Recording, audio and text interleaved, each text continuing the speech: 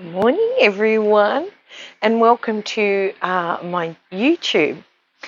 Please, if you like what you hear or you want more, please put a comment. Tell me where you're from. I'm from Australia, but I live in Bali, and I'm about to go off to India for a couple of weeks. Let me know what you're up to. Would love to hear from you. So today, I'd like to talk about affirmations because I hear conflicting things out there about affirmations. So I'd like to talk to you about what I feel works, and you could give it a go and see what's right for you, because not everybody resonates with affirmations. And the way affirmation works, you've got to get in there and change the neural pathways, because your subconscious won't believe. It doesn't really know good from not good. And consciousness is in this moment. I'm going to try and change it, but it's very difficult sometimes to actually feel that. So if you feel that affirmation to be right for you, you're there, you've changed. And that affirmation that you've just told yourself is going to resonate, which is why traditionally in Indian culture, or many cultures actually, and religions, they use malas or they use beads. So there's something out there that says, and it's like infinity, 108. So infinity sign is like a figure 8, but it's saying that's how many times you should chant your mantra for it to really resonate and sink in and override the subconscious and be embodied. So that's the key. Embody your affirmation, because those neural pathways, or your brain or your subconscious, that memory of the old is sitting in your body, and it could be causing you physical pain. Maybe it's not. Maybe it's causing triggers within you. And that means that your nervous system is activated due to a trigger from a past trauma. I recently went through something. It was very, very difficult for me, but I got through it. So I'm on the other side, and I really welcome the change because it wasn't easy.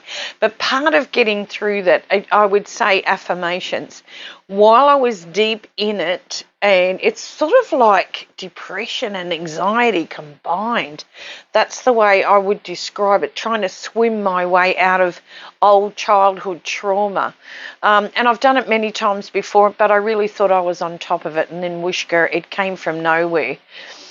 So I had to swim my way out of it, and I'm on the other side, and I wanted to share it with you because anybody else that has gone through this may resonate. And what's really important, that you have the right people holding space for you while you're going through what you're going through, this process.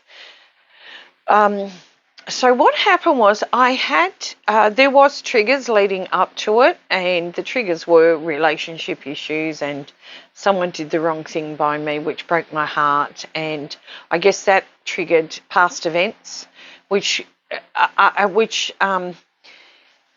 allowed me actually to go deeper to find out why that's happened again when it's happened in the past, and not just twice. Once or twice, it's happened 3 or 4 times.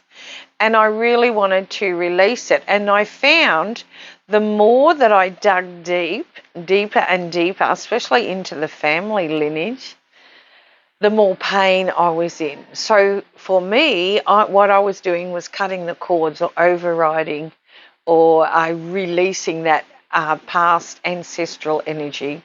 We could call it past life if we want. It doesn't really matter, and we don't need to hold it. So, but my process went on for about a week, and it was painful. It was old stuff coming up about my family, especially about my mum and my siblings. And I started to realize they're never, ever going to love me the way I want to be loved. They're never going to understand me the way that I want to be understood. And it hasn't just happened that way now. It started when I was a child, and I can remember things. So that's called acceptance. Accepting that's the way it is. because if I don't accept it, I'm not able to do my work and help others. So hopefully by sharing this with you, it will be helpful for you. So here's the things that I did. Affirmations, very important.